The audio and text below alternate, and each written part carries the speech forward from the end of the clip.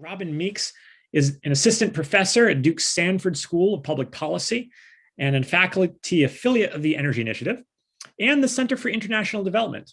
Her research is at the intersection of environmental and development economics, with much of her work focusing on understanding individual and household responses to the introduction of various water and energy technologies, policies, and types of infrastructure in developing countries.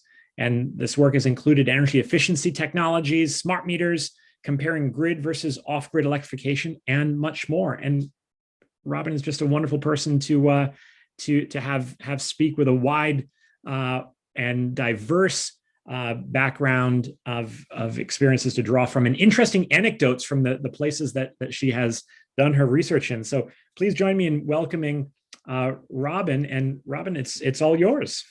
So we're thinking about sort of energy and human development. This is sort of the role of energy in human development has been, certainly been discussed for a number of decades.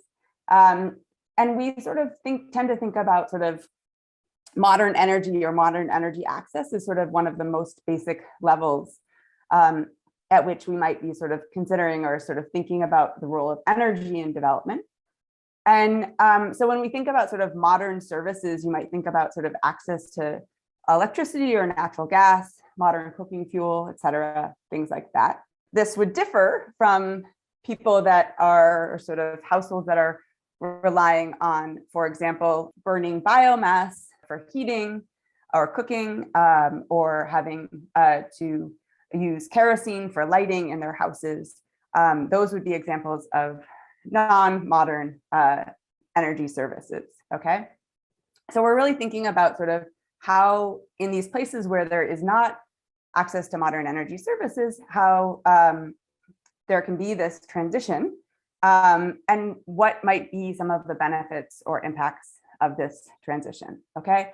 And so like in general, there's a lot of literature and certainly a lot of like white papers and documents by different development organizations that talk about how we think that this transition could improve health and education, access to information, agricultural productivity, but then sort of income and many other sort of outcome measures that we might be interested in, okay? And so energy was sort of mentioned in the Millennium Development Goals, but wasn't highlighted as much as, I thought it should be. But then in the Sustainable Development Goals, which I think actually that meant to be 2015, set up by the United Nations, it took on a more prominent role in that SDG 7 became this focus of providing access to affordable and clean energy to people around the world by the year 2030. Okay, so there's been sort of increasing emphasis on energy and development in recent decades. Okay, and so for people that don't focus on developing countries in their research or haven't spent much time in developing countries, it may not be obvious why this requires attention, but there's actually large variations both in access to these modern energy sources, but then also as a result, variations in the actual energy use between developed and developing countries, right? So just a quick stat is that the per capita energy consumption in North America is approximately 18 times that in Africa and 4 times that in the world average. So there's big disparities sort of across countries around the world. The figure here just sort of shows these disparities across regions of the world. It's a little bit of an older graphic, but I think it still nicely highlights sort of the differences across regions of the world in terms of their per capita energy consumption across these regions, right? So there's a lot of heterogeneity across regions. This also then relates to a lot of differences in terms of the energy consumption per capita and how it relates to these human development index values, okay? So it certainly seems like a strong correlation, positive correlation between energy consumption per capita and the human development index, right? So we think that human development and energy consumption per capita are certainly positively correlated, okay? And what we can see is that these countries that have the lowest levels of human, the lowest on the Human Development Index, do indeed have very, very low per capita energy consumption, okay? Now, what we have seen is that there have been these big increases in access to electricity and modern energy over recent decades. But we do have still a large number of people that are lacking access to these modern fuels. And we can see this in the number of households that are relying on sort of traditional biomass fuels for cooking, but then also households that are relying on, that don't have access to electricity and therefore are relying on other sources of energy for lighting and things along those lines, right? And we think that sort of access might be restricted due to multiple reasons, such as availability, sort of access to electricity and electricity infrastructure, that governments or sort of utilities might have a low or lack of access to finances to build infrastructure. But there's also often in many countries sort of challenges with respect to the political institutional structures, and that might limit availability and access to some of these modern energy sources, okay? And then there's also affordability. When we get to sort of thinking about trying to electrify rural areas of countries that haven't previously been electrified, then it becomes a concern with whether or not those potential customers, those poor rural households, will be able to afford connecting to the electrical grid and actually purchasing electricity, given sort of low income levels in these areas, okay? So there's a number of challenges that are sort of working to sort of hinder or sort of challenge the increased access in many settings, okay? And then along these lines, not only do we see sort of disparities or sort of heterogeneities across countries and across regions, we also see big differences even within countries between the rich and the poor in terms of their energy consumption, and sort of along those lines in their electricity use. So this just sort of highlights this point for a handful of countries in which there are sort of large disparities between the rich populations and the poor populations within the country, right? So there's a lot of disparity just even within countries and within regions.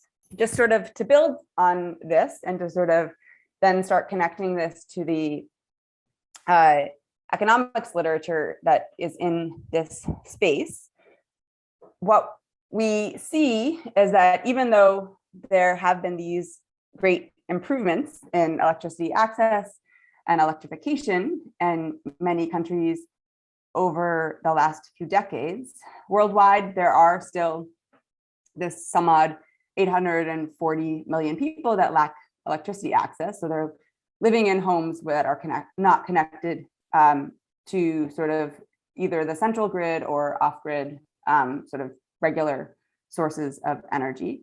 And then it's estimated that approximately 1 billion people are connected to low quality electricity services. So this would be electricity services where the service is unreliable. So there's a lot of outages, frequent outages, or that the voltage is very low such that households can't actually power appliances and things like that. And so what we've seen in the economics literature is that there's been a big effort to try in the last decade or so to try to estimate what are the impacts of this increased electrification, increased electricity access. And this literature has really produced sort of mixed results, I would say. Some papers have found low returns to electrification. So that's those first papers that I have listed under that low returns bullet point. But there are other papers that have found substantial returns to electrification in a number of different settings. There have been potential explanations that have been discussed in the literature as to why there might be these differences in the returns to electrification in different settings. It could be sort of different, the different contexts and sort of different institutions of the different settings. But another factor that I would sort of emphasize here is the role of service quality as a potential explanation for heterogeneity in the returns to electrification across settings. I've sort of increasingly been focused on thinking about not only the need to not only think about just electrification and sort of electricity access, but also thinking about the quality of the service or sort of quality of the access that people might have. And so this is because these outages that I mentioned a few minutes ago, sort of unreliable electricity or sort of being in a place where there's frequent outages in the electrical grid. So you imagine like you're at home, you're in the evening, you want to study or you want to do something on your computer, and there's sort of every night the electricity goes off. Well, if you have the money, you might try and purchase something that helps you sort of an extra battery or sort of some sort of backup charger, et cetera. But for poor households, they might not have the ability to sort of smooth their electricity consumption in such ways. And so sort of unreliable or poor quality electricity service can really hinder or hamper the benefits that households or firms might get from connections to the electrical grid or sort of other electricity sources. So we think that such low quality and irregular services really can sort of limit or attenuate the economic benefits that these different entities, households, individuals, firms might get from electrification and sort of energy access in this way, right? And this is a problem because the estimates show that there are hundreds of millions of households that are depending on these such unreliable grid connections across many countries, okay? I'm differentiating unreliable service in this scenario. One would be sort of outages. The power shuts down, you can't use any of your appliances, et cetera, during that time period. In the scenario two, I'm thinking about low service quality or sort of, which is often sort of low voltage. So in settings or voltage fluctuations, right? And so what that can mean is you may, if electricity is being delivered to your household, but at a very low voltage, you may be able to power some of your appliances, but not all of the appliances, right? So you may still be able to have a light bulb running, providing lighting services, but at sort of a dimmer, like not as at the same quality level. But you might not be able to run like a vacuum cleaner or a hair dryer or sort of something that requires a higher voltage. So that's why these two figures look slightly different. But the points that I was really, for the purposes of this talk, really hoping that you would see is that either of these quality issues, whether it be voltage fluctuations or outages, they both result in basically a lower quantity of electricity services being consumed than would be otherwise if these households were in a setting where they had sort of perfect or standard electricity service quality. So these quality issues hinder electricity service consumption is sort of the big thing that I would love you to take away. Beyond this sort of debate about sort of electricity access and sort of a need to focus more on quality of electricity services, there's also a lot of debate about how to increase electricity access, right?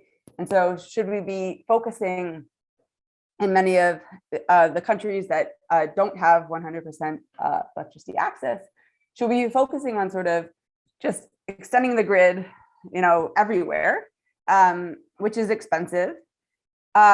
Or should we be focusing on sort of decentralized renewable energy sources, and thinking about sort of either solar and mini grids that are powered either by solar or micro hydro, or even sort of individual household level solar units.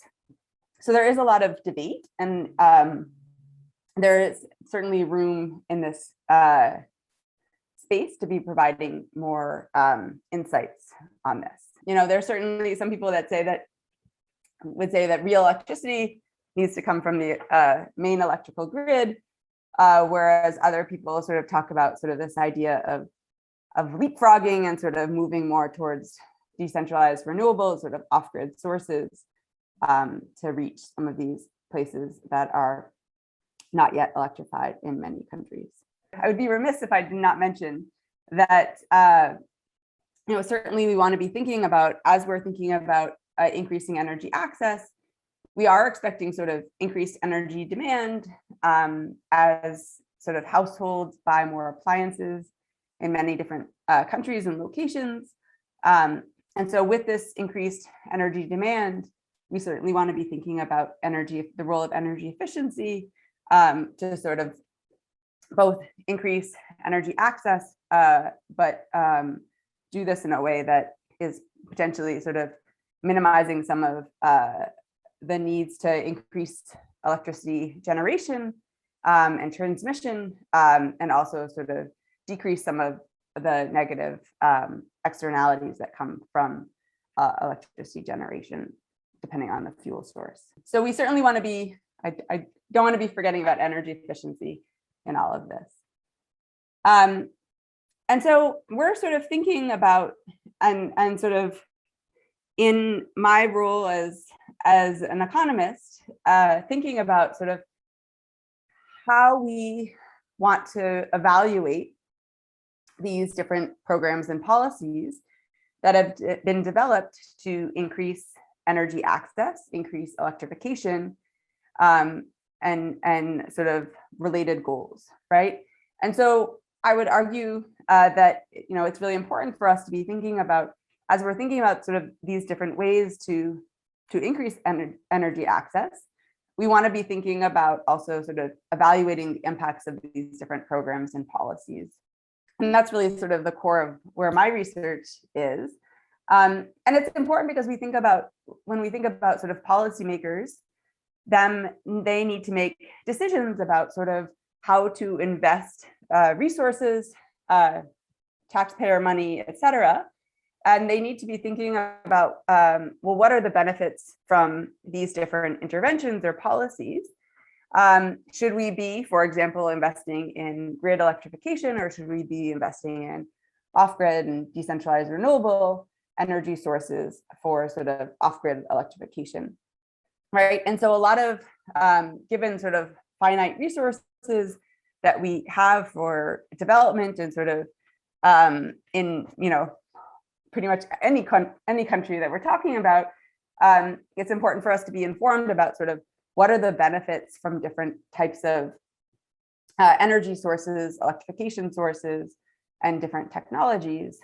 So this can sort of inform policymakers' decisions, and inform our way of thinking about how to invest various resources that are limited. Okay. So what I certainly wanted to make sure I was able to get to was this slide, which was sort of laying out clearly some of the areas that I think, now after providing my very quick overview of energy access in developing countries, what are sort of some of the key areas of research where there is actually research in these areas, but I think all of these areas could certainly benefit from more work and more attention. So these are sort of the four categories that I think are important, and obviously I'm biased because these are four of the areas that I'm myself am working on topics in these four categories. But so first, electrification and development, I think is an important area for more research in this energy access field. And as I said a handful of slides ago, in the last decade, there has been increasingly more evidence in the academic literature, and specifically in the economics literature, even looking at estimating the impacts or these returns to electrification in various settings in various countries. But given that we're finding, and these studies have found, different studies have found great differences in the impacts across these settings, I think there's more work to be done in the future, sort of trying to understand why there are sort of these potential differences across settings. Sort of like, what are they sort of institutional differences? Are there sort of other issues going on that might make electrification lead to larger benefits for populations in some settings and smaller benefits in others? And I have some work with Zhenzhuan, where we're looking at micro hydro mini grids in Nepal. And one of our findings is that the impacts of those micro hydro mini grids on enterprise and sort of firm development, those impacts are much smaller in remote areas than they are in areas that are sort of closer to the national grid, the historical national grid, and sort of areas that have been developed for a long time, right? And so if we're thinking about sort of where to electrify, and we can't necessarily think that if we electrify this very far remote area, that it will have the same impacts as if we electrify this area that's not too far away from a main market center, or sort of places where there's a lot more access to job opportunities and places to sell their people's products and et cetera. Okay, so but there is still a lot more work to be done, sort of thinking about impacts and heterogeneities in electrification. And sort of building on that, also sort of as different countries have been sort of grappling with increasing electrification, many countries have been implementing different regulations and reforming the entire energy sector or electricity sector, sort of decoupling different parts of the electricity generation, transmission, distribution systems, and things along those lines. And there's a lot of work that could be done, sort of trying to understand these different sort of regulations and different policies that have been implemented in many of these countries, as the countries are trying to not only address new electrification, but also sort of prepare for increased electricity demand and things along those lines. And very much related to that sort of energy demand would be issues around sort of pricing for electricity. So how do we best price electricity? And I guess this could go for other energy sources, these modern energy sources that are part of SDG 7. How do we price them such that the poorest populations, where we have seen these like huge disparities between the rich and the poor in different countries, how do we price electricity such that the poor populations can have access, some minimum access that will allow them to have sort of access to some of these development benefits that we might expect from electrification, without encouraging richer or sort of consumers that might be able to just consume a lot? How do we make sure that they don't just consume without any sort of consume in excess, right? So these are all issues that there's some work on these topics, but there could certainly be more. Second, as I mentioned already, there's some work on the role of service quality or sort of unreliable service, but I think there could be a lot more work being done trying to understand, what are the factors that are related to continued maintenance and sort of continued investment in energy infrastructure to sort of make sure that service quality does not degrade over time. And other aspects such as non-technical losses, which are really important for sort of the continued financial sustainability of these electricity providers in many developing countries. Okay, the third that category here, and I've sort of touched on it a little bit in talking about this micro hydro, but also with other renewable energy sources, such as rooftop solar and solar mini grids. There's certainly a lot of work that's indicating that these technologies are promising, that they can play a role in increasing energy access in many countries, particularly in remote areas where it might be really expensive to extend the electrical grid to remote locations. Then decentralized renewables might be a very cost-effective way to provide electrification. But we still see that there's some substantial, or we still see that there's not nearly the take-up of these technologies that we might expect. So there's some work trying to understand why are people not adopting these technologies at the rate that we think they might want to. But there's a lot more work that could be done in this space to try and understand sort of how can we encourage households or firms to adopt these technologies. How can we sort of increase the benefits from these technologies to make sure that the technologies continue to function after people purchase them or invest in them and things along those lines. And then the last thing on this list, and maybe this will be a sort of a good point for me to wrap up for here, and then I can take questions in my last minutes. But the last point I would focus on is just sort of the role of energy efficiency and climate mitigation, climate change mitigation. And I've done some work in this space and recently finished a review article on this. And there really is not nearly as much work, at least in the economics field, on the impacts and the role of energy efficiency in developing countries as I would have expected. And I think there's a lot more room for thinking about how we can sort of incentivize investments in energy efficiency, and also thinking about sort of what are some of the positive externalities or sort of aggregate impacts, the aggregate benefits that communities may have from energy efficiency, and the role that might play in both increasing investments in energy efficiency, but also hopefully contributing towards climate goals and sort of helping in the efforts towards climate change mitigation.